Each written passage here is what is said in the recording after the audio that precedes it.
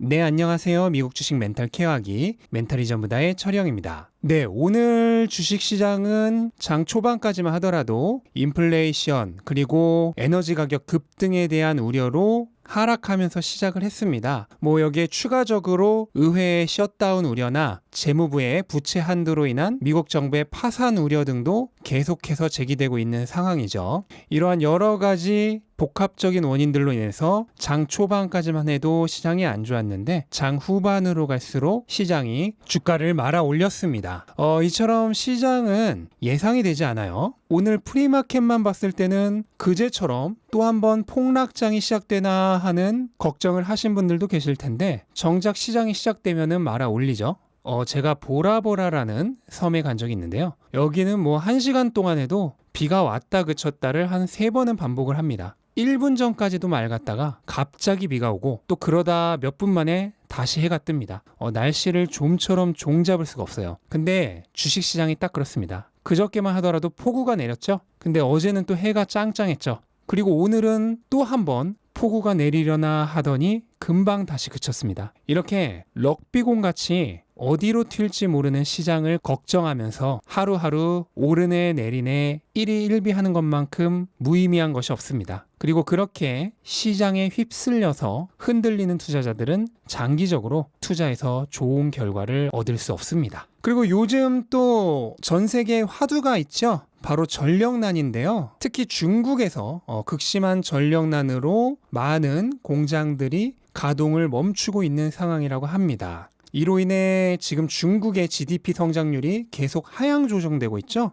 그리고 꼭 중국뿐만이 아니라 지금 세계 여러 나라에서 전력난이 굉장히 대두되고 있는 상황입니다. 그로 인해 화석 연료의 가격도 급등을 하고 있는 상황이고요. 전반적으로 에너지 대란의 우려가 확장되고 있습니다. 이렇게 에너지 대란이 생긴 원인은 일단 전 세계적으로 친환경 정책으로 인한 각종 규제로 화석 연료의 재고 확보와 투자가 충분하지 않았기 때문입니다. 그렇게 되면 원래는 재생에너지에 그만큼 투자를 했어야 했는데 재생에너지에 대한 투자도 별로 하지 않았죠. 왜냐하면 팬데믹으로 인해 에너지 수요가 별로 없었기 때문입니다. 그런데 경제가 회복하면서 에너지 수요가 갑자기 급증을 하니까 화석연료는 지금 충분한 재고 확보도 그리고 생산 능력의 확보도 안 되어 있는 상태고 재생에너지도 발전 능력에 투자가 안 되어 있기 때문에 전력난이 발생해 버린 것입니다. 그로 인해 화석연료들의 가격도 갑자기 급등을 하는 거죠. 이렇게 연료 가격이 오르게 되면은 그만큼 물가 상승도 더 심해질 수 있고 또 공장 가동이 중단된다든지 또 물자의 운송이 어려워진다든지 하는 문제가 발생할 수 있기 때문에 분명 세계 경제 회복에 발목을 잡는 요소는 될 수 있습니다. 물론 이게 어느 정도까지 시장에 영향을 미칠지는 지금 시점에서 쉽게 예측할 수는 없는 요소입니다. 네, 그리고 지금 비트코인이 엄청나게 급등을 하고 있는데요. 장중 한때 55,000달러도 돌파를 해서요. 시가총액이 1조 달러를 다시 되찾았습니다.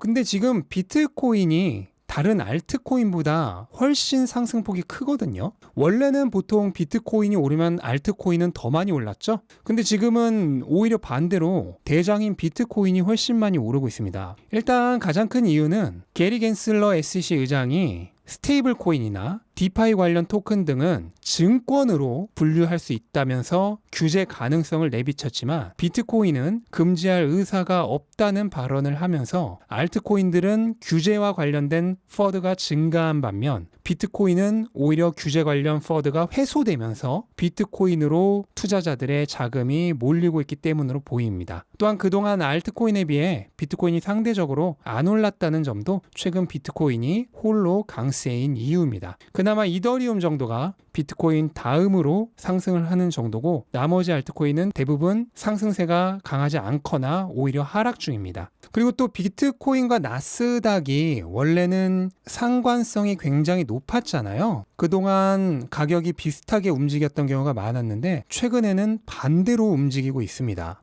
지금 이렇게 되고 있는 이유는 우선 비트코인이 최근 2번 정도 강력한 급락이 있었죠. 그래서 이 시기를 통해서 단기적인 투자자들, 그러니까 투기성 매물들은 대부분 떨어버렸고 현재는 장기 투자자의 물량이 훨씬 많아져 있는 상황입니다. 그렇기 때문에 상승 압력이 훨씬 강해지게 되는 것이죠. 그리고 또 현재 주식시장을 흔들고 있는 가장 큰 화두가 인플레이션이잖아요. 근데 이 인플레이션의 수혜를 가장 많이 받는 게 바로 비트코인입니다. 비트코인은 달러의 완전 반대편에 있는 자산이라고 볼 수 있죠. 그래서 비트코인이 새로운 인플레이션 해지 수단으로 각광을 받고 있는 거고요. 다만 아직까지는 1조 달러 수준의 전체 규모가 작은 시장이기 때문에 저는 여전히 금과 같은 안전자산이라기보다는 위험자산의 성격을 더 많이 가지고 있다고 생각을 합니다. 그러니까 혹시라도 투자를 하시려는 분들이라면 언제든 다시 큰 변동성이 일어날 수 있다는 부분을 염두에 두어야겠습니다. 네, 그리고 오늘 골드만삭스가 코인베이스에 대한 매수 등급을 다시 한번 반복을 하면서 다음 실적 발표 때 좋은 실적이 예상된다는 커멘트를 한 덕분에 4% 이상 상승을 했습니다. 또한 오늘 비트코인 가격이 크게 오른 것도 오늘 코인베이스의 주가에 굉장히 큰 도움이 됐고요.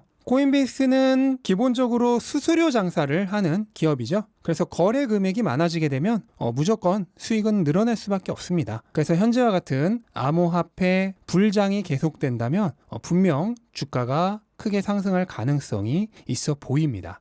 네, 그리고 GM이 향후 회사가 순수 전기자동차를 만드는 회사로 전환될 것이고 2030년까지 매출을 2,800억 달러 정도로 2배로 늘릴 계획이라고 밝혔는데요. 이 발표 후 오늘 오히려 주가는 하락을 했습니다. 일단 전기자동차 회사로 전환을 하겠다는 이거는 거의 양치기 소년 수준이죠. 그냥 때 되면 한 번씩 얘기를 하는 거고 할 수만 있다면 내연기관을 더 만들고 싶겠죠. 하지만 결국 내연기관 차는 생산이 중단될 수밖에 없는 상황이기 때문에 전기자동차로 전환할 것이다라는 말은 회사 입장에서는 안 할 수가 없는 얘기고요. 그러니까 이거는 별 의미 없는 립 서비스에 불과하고 문제는 매출을 10년 동안 2배로 늘릴 계획이라고 얘기를 했는데 이 정도면은 시장 평균 수준의 성장도 안 되는 거죠. 그렇다면 오히려 앞으로 시장에 더 뒤처지는 회사가 된다는 얘기니까 주가는 당연히 안 좋아질 수밖에 없는 상황이죠. 네, 그리고 최근 빅테크들이 사실 굉장히 안 좋았는데 그래도 그 중에서 마소와 구글이 그나마 가장 안정적인 흐름을 보이고 있습니다. 두 기업 모두 고점 대비 10% 정도밖에 조정을 받지 않았고요. 일단 가장 큰 이유는 이 두 기업은 특별한 퍼드가 없다는 것입니다. 애플은 최근 법원에서 자사의 결제 시스템을 강요하지 못하는 판결이 있으면서 실적에 대한 퍼드가 생겼고 또 아마존도 지난번 실적 발표에서 시장을 실망시키는 내용을 발표하면서 실적에 대한 퍼드가 생겼죠. 그리고 페이스북은 최근 ESG와 관련된 퍼드가 굉장히 강력하게 주가를 짓누르고 있습니다. 하지만 이 두 기업은 그런 특별한 우려사항이 없어요. 그리고 실적도 가장 꾸준하게 개선되고 있는 두 개 기업이죠. 그래서 주가가 지금 엄청난 상승 추세를 계속 이어나가고 있는데요. 지금 10월 말에 또 빅테크들이 실적 발표를 앞두고 있잖아요. 그래서 이번 실적 발표 시즌이 끝나면 현재 이 안정적인 주가 흐름을 계속 이어나갈 수 있을지가 결정이 될 것으로 보이고 또 시장을 만족시킬 만한 실적을 낸다면 3개월 후에 다음 실적 발표까지는 계속 이런 흐름을 이어나갈 수가 있겠죠. 네, 테슬라는 오늘 장 초반에 시장과 함께 하락을 하다가 또 장 중반부터 시장이 반등하면서 결국 상승으로 마무리를 했습니다.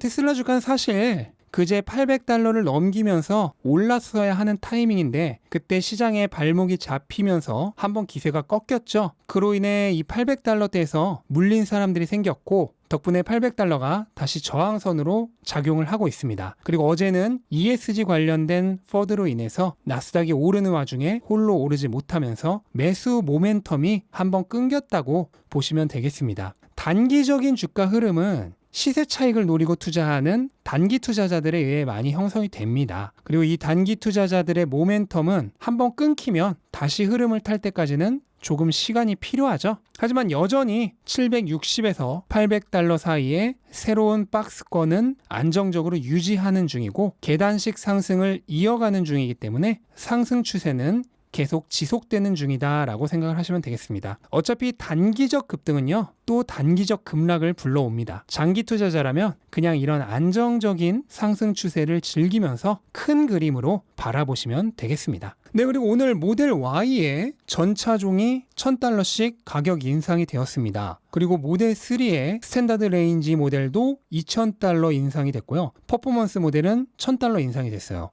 그래서 모델 Y는 이제 $54,990부터 시작을 하고, 모델 3는 $41,990부터 시작을 하는데요. 모델 3의 가격이 오르면서 정작 현재 미국에서 사이버 트럭의 기본 모델이 테슬라의 전 차종 중에서 가장 싼 모델이 되어버리는 생각지도 못한 상황이 되었습니다.